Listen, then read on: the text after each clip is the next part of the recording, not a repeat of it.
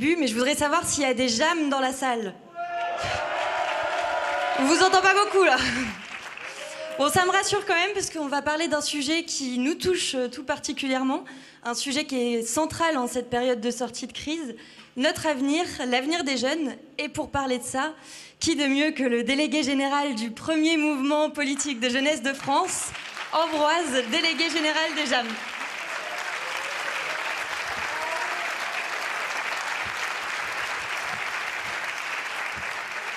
Merci. Merci Clémentine. Il y a une information qu'on ne vous a pas donnée depuis le début de cette plénière. Nous sommes à Amiens, mais Amiens, c'est pas seulement Amiens, c'est aussi, Madame la maire, la capitale européenne de la jeunesse en 2020 et en 2021. C'est un choix évidemment symbolique.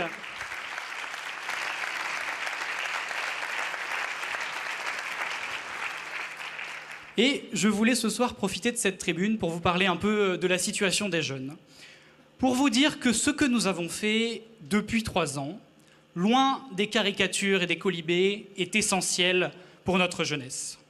Notre combat principal a toujours été celui de l'émancipation, car ce qui nous motive en tant que marcheurs, en tant que JAM, c'est la ferme volonté de permettre à chacun d'avoir sa chance, de briser les déterminismes sociaux. Oui, la France doit être une chance pour tous, mais particulièrement pour nos jeunes.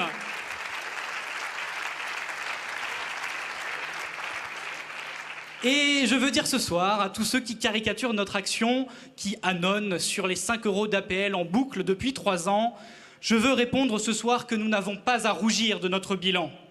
Depuis 3 ans, nous agissons concrètement pour la jeunesse et l'égalité des chances. L'égalité des chances, c'est permettre à 300 000 enfants qui vivent dans des quartiers difficiles d'apprendre à lire et à écrire, à compter dans de bonnes conditions grâce au dédoublement des classes en REP et REP+. L'égalité des chances, c'est permettre à 150 000 élèves de ne pas aller à l'école avec le ventre creux grâce au petit déjeuner gratuit. L'égalité des chances, c'est s'assurer qu'aucun jeune ne soit laissé au bord du chemin grâce à l'obligation de formation de 3 ans à 18 ans.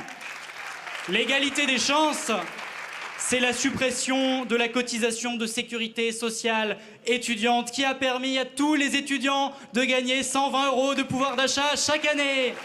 L'égalité des chances, c'est permettre à chaque lycéen de choisir vraiment son orientation en réformant enfin le baccalauréat. Et l'égalité des chances, c'est aussi 100 € de prime d'activité pour tous les jeunes qui travaillent. Et enfin, l'égalité des chances, c'est la revalorisation d'une filière exceptionnelle, celle de l'apprentissage et de la formation, pour permettre à chacun d'avoir le destin qu'il mérite. Ce ne sont pas des slogans, ce sont des réalités concrètes. Grâce à ce quinquennat, grâce à notre action, ce sont des centaines de milliers de jeunes qui ont aujourd'hui plus d'opportunités qu'ils n'en avaient avant. Soyons-en fiers!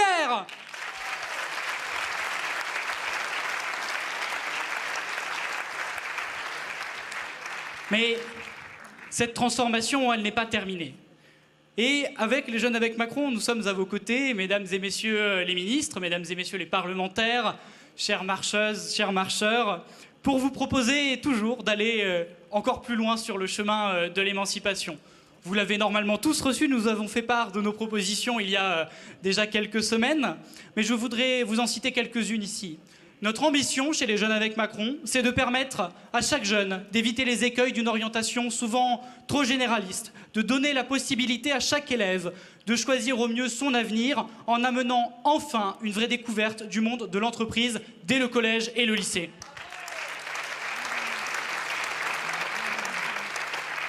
Notre ambition, et je sais que ça va faire bruisser dans la salle, c'est de réformer l'héritage. Oui, parce qu'il bénéficie, pour qu'il bénéficie à ceux qui en ont vraiment besoin, pour que les grands-parents puissent donner à leurs petits-enfants afin qu'ils financent leurs investissements au moment où ils en ont besoin et pas à 40 ans ou à 50 ans, cher Christophe, cher Stanislas.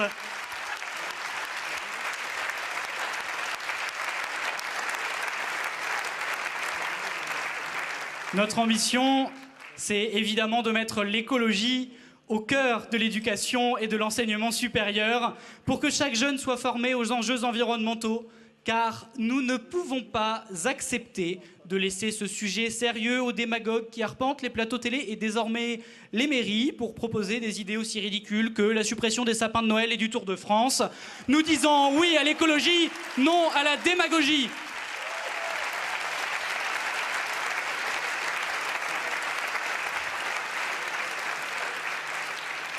Enfin, notre ambition, c'est de mettre fin aux inégalités d'accès à la culture, au moment où c'est nécessaire, c'est-à-dire dès le premier âge, dès l'âge où elle se forme. Nous proposons donc de mensualiser et d'étendre cette belle idée qu'était le pass culture pour l'ouvrir dès le collège à tous les collégiens et à tous les lycéens. Car oui, chaque jeune doit pouvoir accéder à la culture, où qu'il soit, d'où qu'il vienne, quelle que soit sa famille, son origine sociale. C'est une nécessité absolue pour l'émancipation.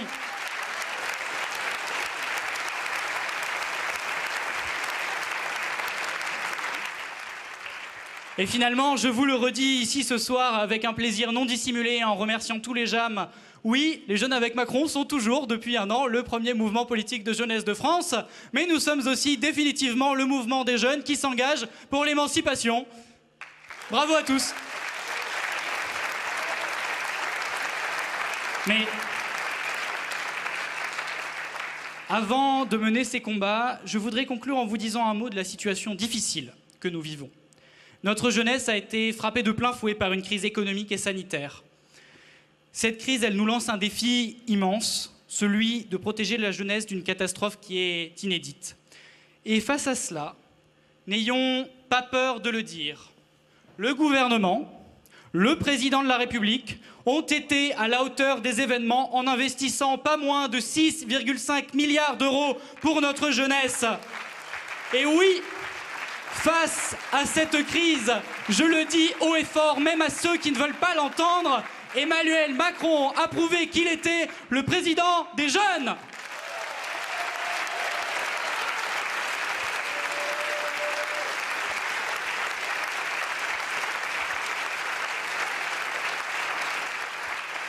Et je vais vous dire, c'est même le président de tous les jeunes, le président des jeunes boursiers, qui peuvent désormais manger au Crous pour 1 € seulement, ce qui représente une hausse de pouvoir d'achat de 50 € par mois. Et on nous parle encore des APL. Le président des jeunes actifs, avec une prime à l'embauche exceptionnelle de 4 000 € pour les jeunes de moins de 26 ans. Le président des jeunes sans qualification, avec 100 000 nouvelles formations ouvertes pour ceux qui cherchent leur voie. Le président des jeunes apprentis, dont l'embauche est favorisée par une prime de 8 000 €. Le président des jeunes engagés avec 100 000 nouveaux services civiques. Le président des jeunes sans solution avec l'ouverture dès cette rentrée de 300 000 parcours d'insertion personnalisés. Cette réalité, la classe politique et surtout la gauche, je vous l'ai dit ici, refuse de l'entendre. Car elle le fait par dogmatisme, mais surtout parce que quand elle a été au pouvoir, elle n'a jamais fait autant pour la jeunesse dans notre pays. Mais n'ayez crainte, nous sommes là et nous irons dès les prochaines semaines, avec 150 000 affiches et 200 000 tracts, clamer haut et fort partout en France qu'Emmanuel Macron est le président des jeunes et que nous en sommes fiers.